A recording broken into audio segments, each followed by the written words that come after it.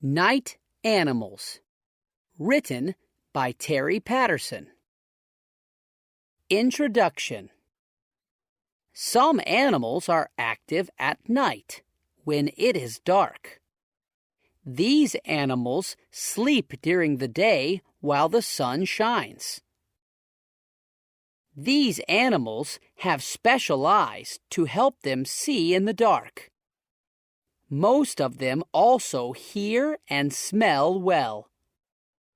Their senses help them find food at night.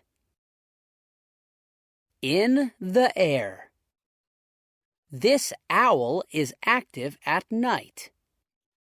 It catches mice and rats in the dark. This bat is active at night. It eats fruit and nectar in the dark. In water. This nurse shark is active at night. It finds crabs and clams in the dark.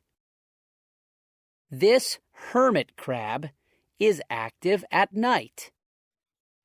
It looks for little fish and worms in the dark. On land. This tiger is active at night. It hunts deer and wild pigs in the dark.